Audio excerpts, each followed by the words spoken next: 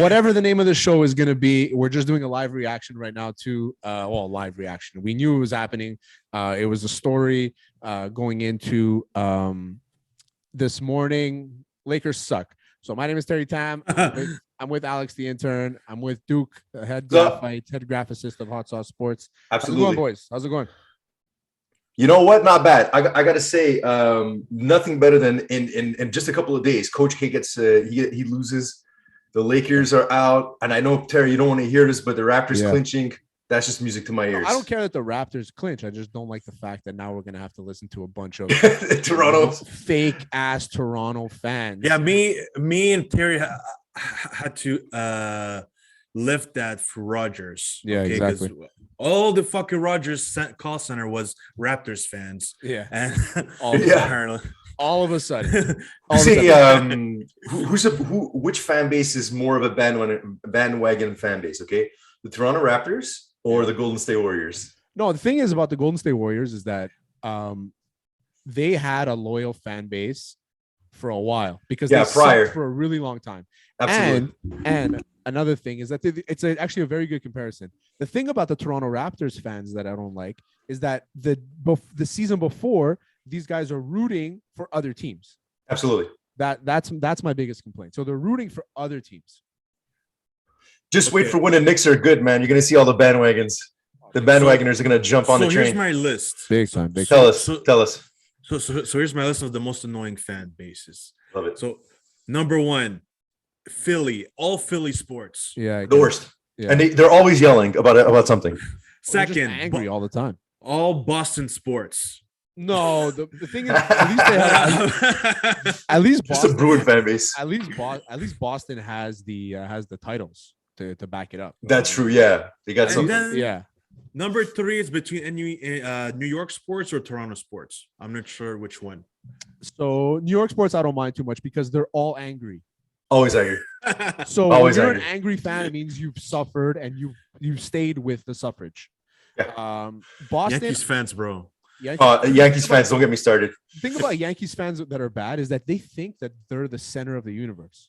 Yeah. So they're good fans because they're loyal and they'll never deviate away from the Yankees, God forbid.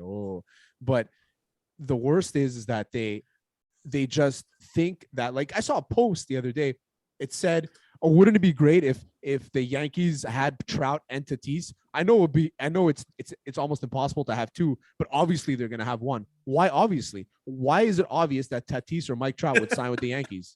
Like, it's the dumbest thing I've ever heard. They can go to the Dodgers that like to spend money. They can go to the Mets that like to spend money. They can go anywhere, especially now with all the bargaining happening. They're pretty much going to be able to go.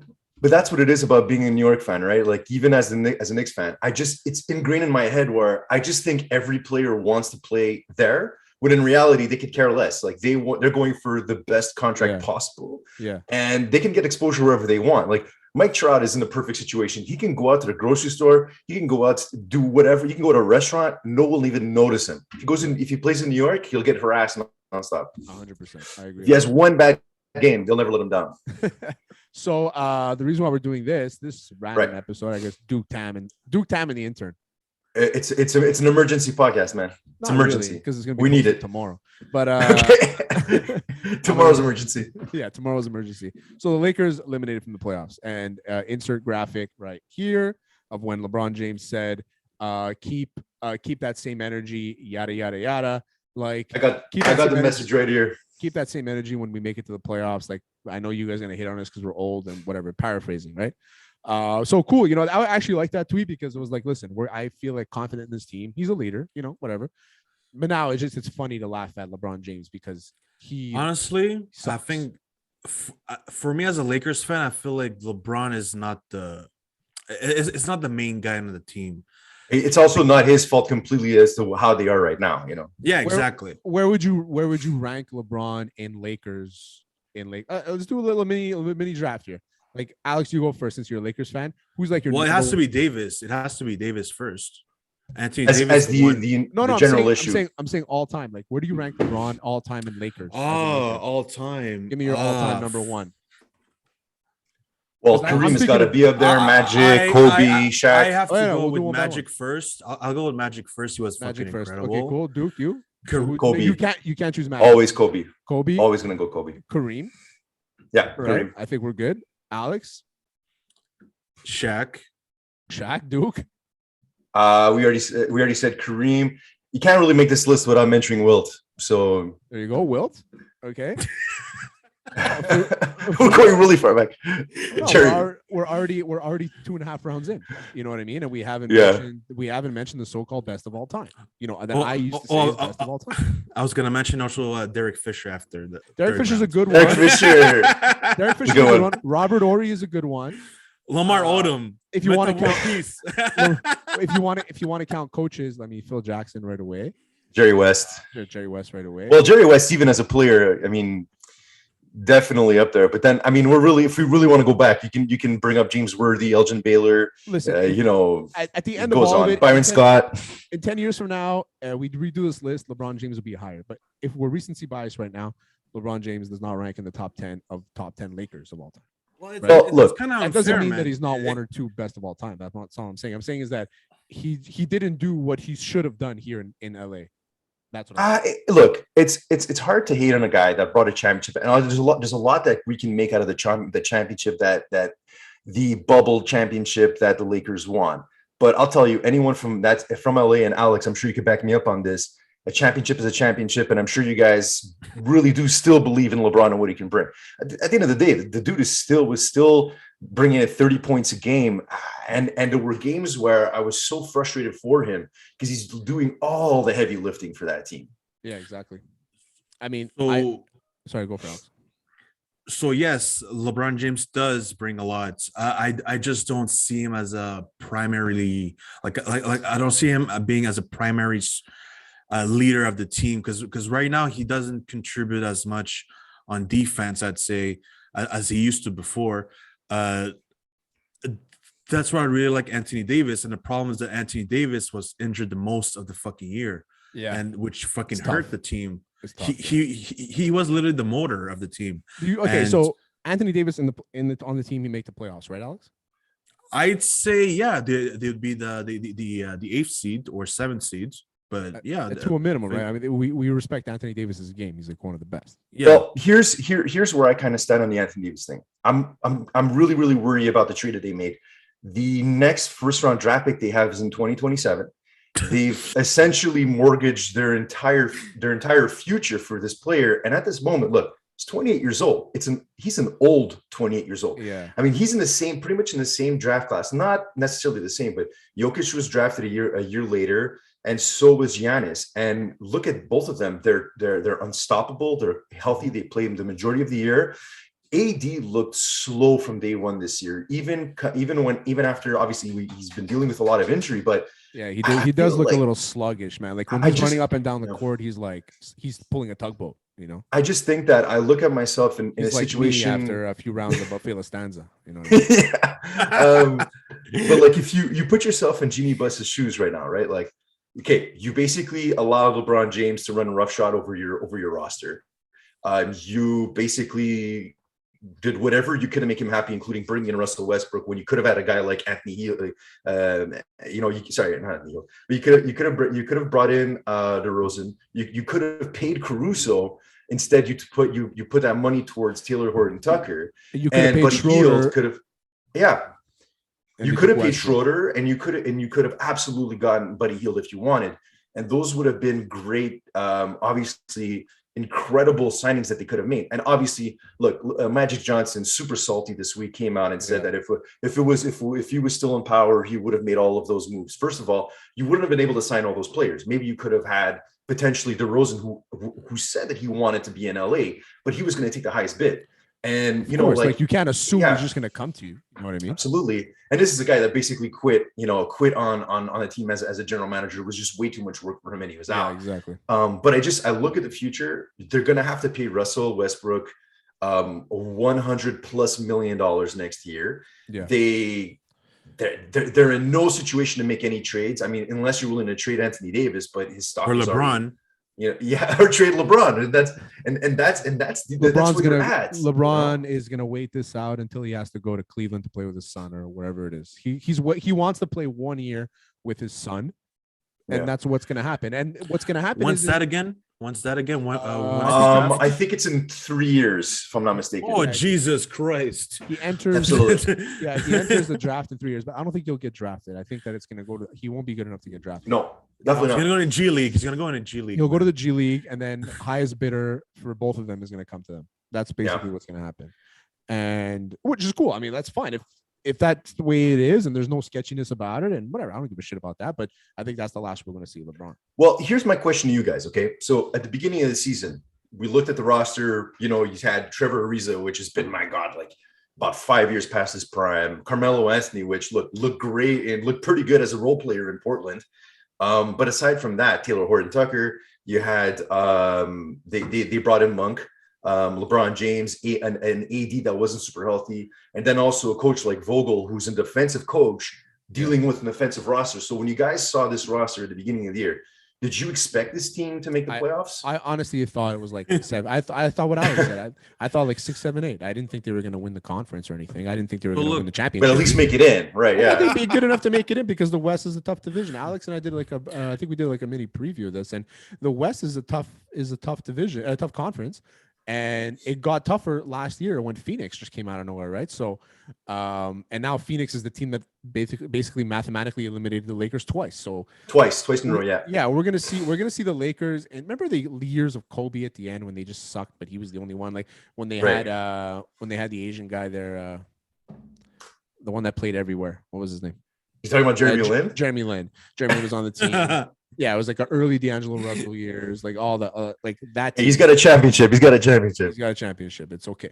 I know I like Jeremy Lin. I'm not hating on him. I'm just saying that year was like they weren't good, right? We're gonna get into that Lakers, but it's gonna be worse, Alex. So I think you should jump ship. Like, I mean, I'm testing free agency, man. Like I'm testing the waters. I'm a big fucking Mavericks fan. Like I love Luka. Yeah, I'm in love with Luka. I was thinking Dallas too, but I'm not a fan of their jerseys, and I want to like Chicago. Fuck, have sick jerseys. They really do. The Knicks. I'm leaning Chicago, New York. You know, like, don't please stay away from New York at least for the next 3 years. Maybe we get LeBron's son. That's what I'm saying. We get LeBron too. I don't know, but until then. Until then, just stay away. We stink. I think what I'm gonna do is I'm gonna keep on supporting the Pacers from a distance and be a basketball fan and not jump on team. And so what that's gonna leave me open to is I'll be able to buy like a nice hat of another team. Because if somebody says, "Oh, I thought you were a Pacers fan," I'd be like, "Well, listen, I'm just a basketball fan that enjoys the Pacers a little bit more than any other team." That's what I'm gonna say. That's me. Yeah. And look, what Duke said earlier about how do we feel about what those signings, Russell Westbrook, and Ariza. Look, I think someone pulled a prank on Rob Pelinka, and they told him, "Hey, we're in 2016." So he signed Ariza, Westbrook. He's like, "Oh my God, we're gonna win a championship," and no, it's 2022. I just don't understand how, like, okay.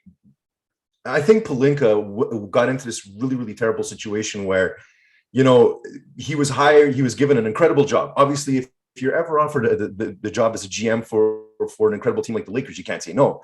But at the same time, he should be fired. He's gone, but that's it. He's going to be gone because of these moves that he made. Like, I don't know, as any kind of a GM, I understand you want to make your superstar happy, you want to make LeBron James happy, but at what cost? Like, it's good. This is going to go down as one of the most embarrassing seasons in the Lakers history, and no one's ever going to let it down. And on top of it, who is going to take the brunt of the blame? I mean, LeBron's kind of cleared of it because, listen, he's been averaging 30 points a game. He's been in incredible shape. It's going to come down to two people, Frank Vogel, and it's going to come down to Rob Pelinka. They just didn't make enough moves. They didn't make enough adjustments.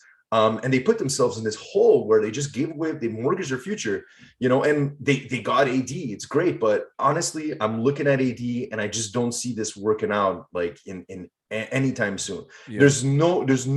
We have no faith in the fact that he will be healthy next year. I was a fan of Frank Vogel. He was a Pacers. He was the coach of the Pacers for a while. Excellent coach. He was. Yeah, no, he did. He had successes, and we made it to the conference final, and then they lost, and he got fired like a year after that, and it was the year when Oladipo came in, and they had like that run in the playoffs, and I think it's the stardom, man. It's either that or it's LeBron James. who basically try to control the play, and he didn't let him. I don't know. It could be something like that. Imagine being a coach, a defensive-minded coach like Frank Vogel is. Imagine being a coach and then you have this offensive team. You're like, I'm in heaven because I have these guys that are so creative offensively. I know like if they give me 60% of what I need from them defensively, we should dominate, right? And that just didn't happen.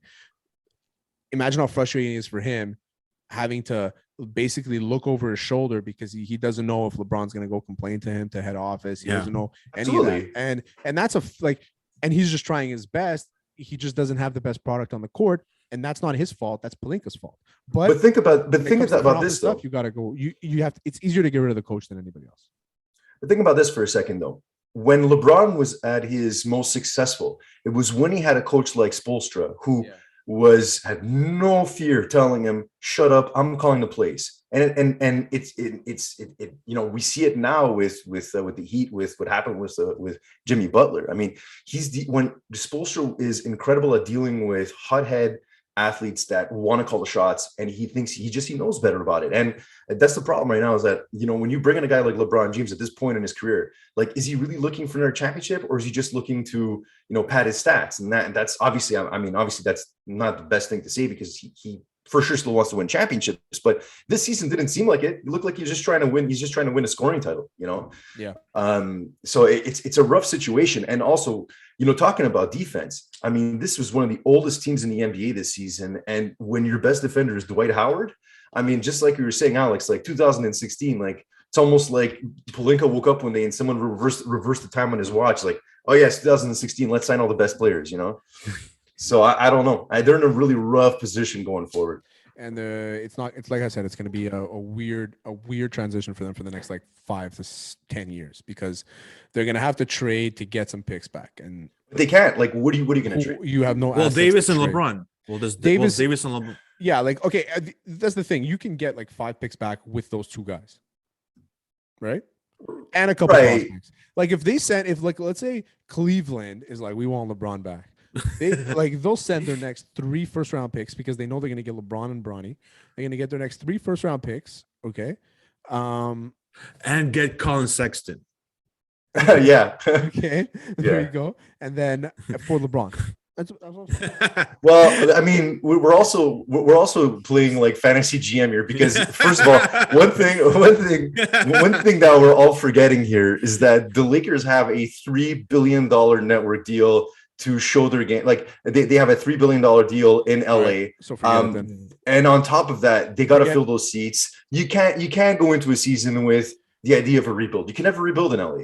So you trade away AD, you trade away LeBron. Then what are you stuck with? You're stuck with Westbrook, Malik Monk.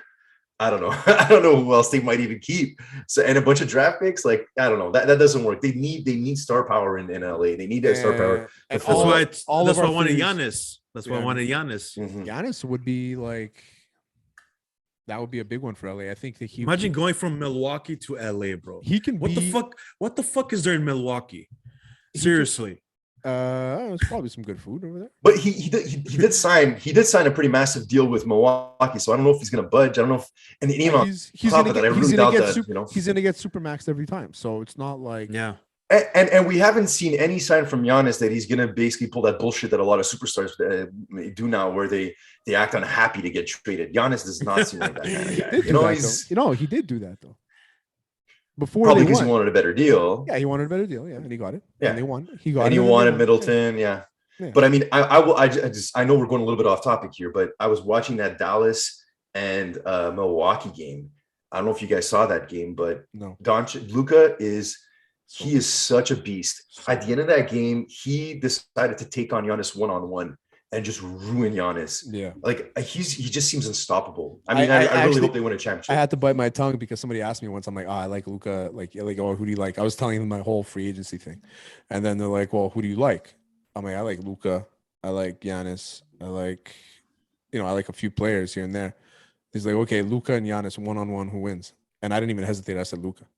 Oh, absolutely. Yeah. I mean, Luka was on JJ Redick's podcast, and he was saying how he will effectively look for your best player in clutch moments and take them on one-on-one. That's And crazy. it's because it's a psychological thing. He's like, if I can take out your best player in clutch moments, you're not going to win against me. Yeah. And I was like, that's the most badass thing I've ever heard in my life. All right. So at the end of the day, LeBron's going to stay in LA, so his son can play 1 year with them with this crazy $1 billion deal, $3 billion deal that they have. So this Bullshit. whole episode was for nothing. Basically, we also established that Anthony Davis eats way too much buffet Lufthansa. Follow us for more help. And Frank Vogel's going to get fired too. Yeah, Like, Frank that's what- Vogel's probably going to get canned. He's going to get shit Yeah. canned. And What else did we establish? Rob Pelinka. And Rob Pelinka sucks, and the Lakers are going to be a fucking gong show for the next fucking 10 years. And Alex is going to jump ship to Dallas. yes, Luka's the best. You should be jumping ship to Dallas if you're jumping ship to Texas. Yeah, yeah. Yeah. But I'm gonna be in San Antonio, so they're gonna. Oh, hate me. Spurs. Yo, Spurs have the sickest uniforms. Spurs is a good team to jump on. I would jump on. I don't know, man. I think you're jumping on the wrong time. Like they're on the way down. It doesn't, but they're not on the way down like LA's on the way down, right? I love Luka though, so I Yeah, can't. Luka's great. Yeah, but if you're in Texas, I think you're allowed rooting for any Texas team. Like but if you're in Montreal, you can't be a Nordiques fan. You know what I mean? Like how many Nordiques fans do you know? Colorado. None. Absolutely none. I think one. One of my neighbors back in Laval, I think he had like a Nordique shirt. I know Colorado fans Versus Laval. because when Patrick Waugh, It's St. Jose, bro. Yeah, of course. There's Of course, it's St. Louis. there's a lot of Avalanche fans because Patrick Waugh brought them over, but not because of Quebec. That's what I'm trying to say. By the way, do you guys notice how red my face is? It's ridiculous. Yeah. How was your run? It was great, but it's the lighting in here too that just makes everything look red. It's not It's that bad. crazy. You look a little sheen on your forehead, you know. Yeah. But you're good. You guys look good, man. I'm happy to have you on. We'll talk again. Hopefully, we'll do this about once a week. Yeah, why not? Lakers shit show. They suck. LeBron James, worst athlete of all time. Peace.